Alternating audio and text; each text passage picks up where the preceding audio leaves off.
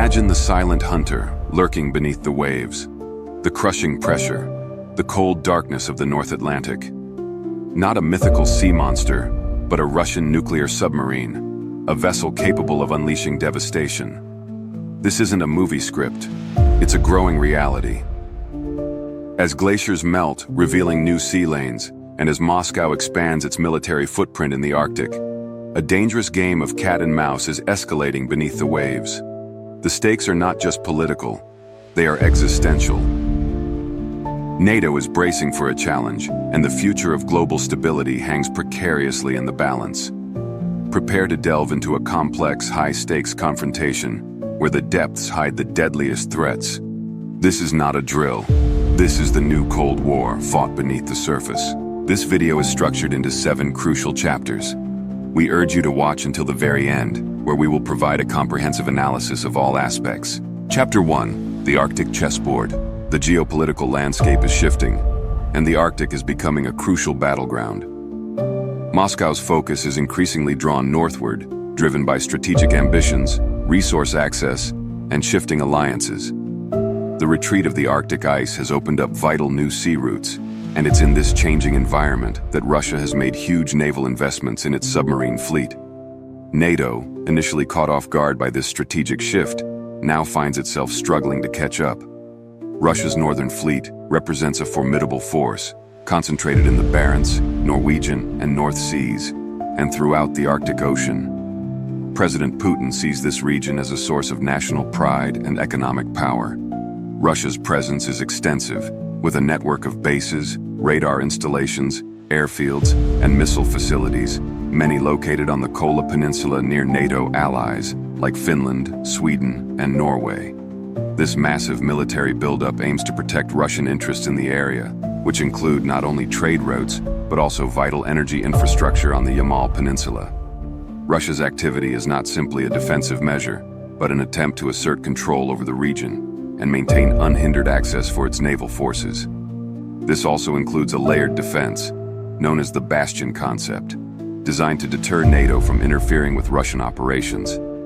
This network extends deep into the Barents and Norwegian seas, safeguarding the northern sea route and vital resources.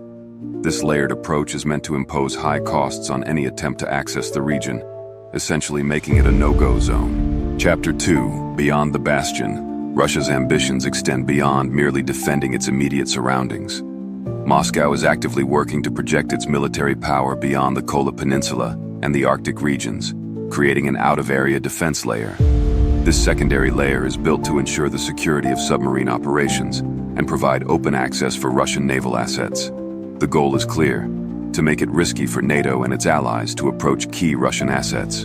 This strategy aims to disrupt NATO's lines of communication in the North Atlantic, especially around the critical Greenland-Iceland-United Kingdom, GIUK, and Greenland-Iceland-Norway gaps. These actions are driven by fears of potential deployments of regional surface missiles by NATO and the US. The intensified submarine activities are a growing threat to the Kola Peninsula, and according to Russia, these actions are a consequence of ice melt and increased human activities in the European Arctic. Russia aims to push potential conflict away from its core territories and into areas that are further into the North Atlantic. This expansion into the North Atlantic aims to strengthen perimeter control around the Kola Peninsula, increasing threat perception for NATO and its allies.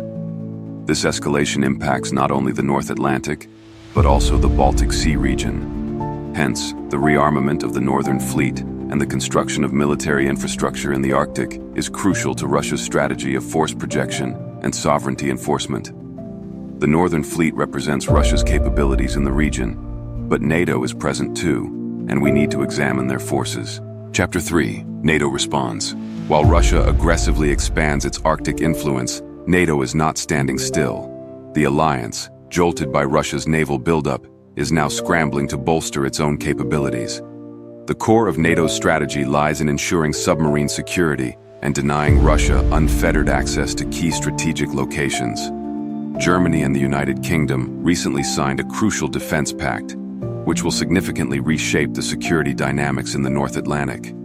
This pact focuses on joint cooperation and development, including the production of advanced long-range weapons, drones, and other military technologies.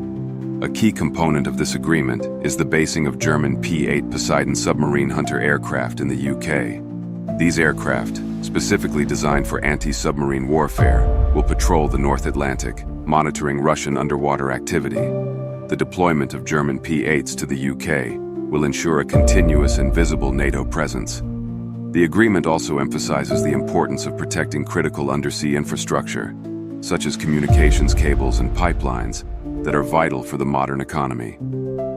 The Trinity Pact is a direct response to what the UK military sees as an unprecedented surge in Russian underwater activity over the past 2 decades, an assertion supported by statements from top US generals stationed in Europe. Chapter 4. The P-8 Poseidon, NATO's underwater sentinel. The P-8 Poseidon is the cornerstone of NATO's submarine hunting capabilities, and for good reason. It's a multi-role maritime patrol aircraft with the ability to perform anti-submarine warfare and reconnaissance missions. Built by Boeing and developed for the US Navy, the P-8 Poseidon is equipped with torpedoes, anti-ship missiles, and advanced radar sensors that can detect both surface ships and submarines. It can also act as a command and control center and carry out electronic warfare missions. The aircraft's long-range, high-endurance, and aerial refueling capabilities allow it to maintain prolonged patrols. The fact that it is based on the Boeing 737 passenger aircraft provides significant advantages in terms of maintenance, cost efficiency, and operational flexibility, as it can be maintained by standard civilian aviation crews. The Poseidon's powerful radar and sensor suite make it a real threat to both surface and submerged targets. Its advanced electronic warfare pods allow it to perform signals intelligence and other electronic warfare operations. The P-8 is not merely a submarine hunter, but a complete maritime surveillance and warfare system. Currently, the UK operates 9 of these aircraft based at Lossiemouth, and Germany has ordered 8, expected between 2024 and 2028. The Poseidon is increasingly becoming the aircraft of choice for NATO and allied forces. Its success is clear from a recent milestone. The 100th P-8 was recently delivered by Boeing. Chapter 5. Trade Routes and Economic Warfare. The Arctic is not just a military flashpoint. It's also a vital area of economic competition. Russia has invested heavily in developing the Northern Sea Route, NSR, which offers a significantly shorter alternative to the traditional Suez Canal route for trade between Europe and Asia. The NSR could shorten the journey of Russian tankers to China by about 10 days. Climate change is making the route more navigable, giving Russia a considerable advantage, with the first shipment by a non-ice class oil tanker in 2023. This economic advantage is bolstered by a growing partnership with China, which has invested billions in Russian energy projects in the Arctic. China's support for Russia, especially after Western sanctions, has cemented their economic alliance and has deepened Russia's focus on securing trade routes in the north. Russian-Chinese military exercises in the region also highlight their mutual interest in projecting influence in the Arctic. However, this relationship is not without its problems.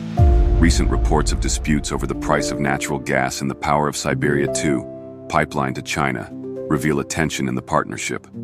NATO is working to counter the Russian and Chinese alliance by encouraging greater economic activity among Arctic nations.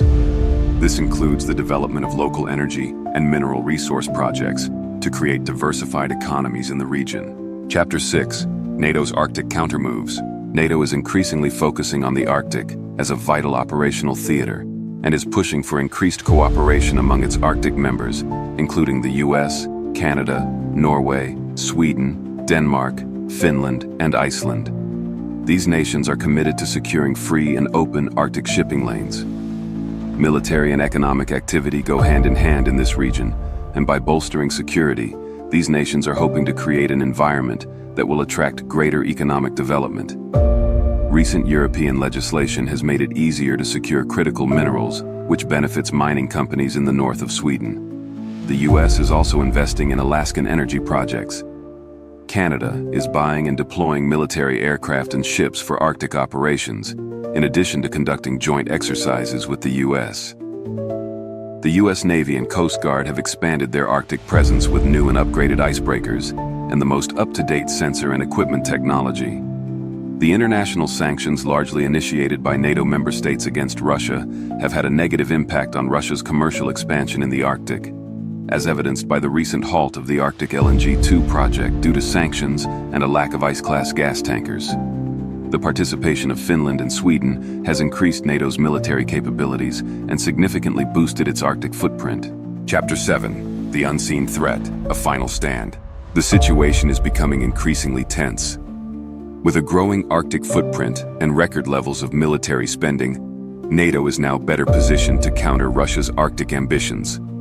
However, the implications of Russia's expansion and its willingness to escalate tensions cannot be ignored. The area between Svalbard, Bear Island, and the Norwegian mainland is now a highly contentious point, and Russian assets are capable of disrupting vital NATO supply lines.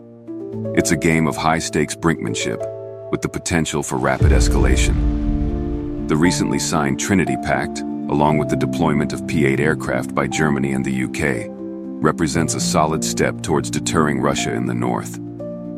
NATO needs to take more aggressive steps and implement a more robust security strategy in order to counter the joint Russian and Chinese plans to gain control of the Atlantic and the northern territories. But here's the twist.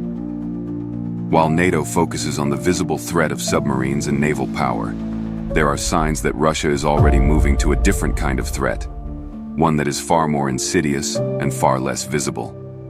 Intelligence sources suggest that Russia is developing advanced capabilities in asymmetric warfare and cyber warfare, which have the potential to neutralize NATO's technological superiority. The real battle may not be fought under the waves or on the surface of the Arctic, but in the digital realm. This new threat is growing silently, undetected, threatening to destabilize the world in ways that no one had ever imagined. And that's just beginning. This is the complex reality we face today. As you've seen, the situation is dynamic and fast-moving, demanding constant vigilance. We hope this video has shed some light on the complexities of the Arctic and the growing competition between Russia and NATO.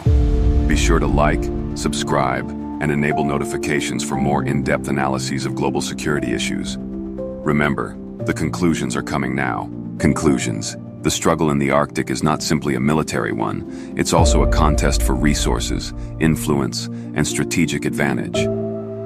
NATO has recognized the challenges posed by Russia's growing capabilities and is taking steps to defend its interests. The alliance needs to adopt a more aggressive approach to counter the joint efforts of Russia and China. However, the emerging threat of asymmetric warfare poses a risk that cannot be ignored. The future of the Arctic will be determined not only by military might, but also by economic strategy and technological advancements. The conflict beneath the ice could lead to wider global instability. It is imperative that the international community keep a watchful eye on these evolving dynamics.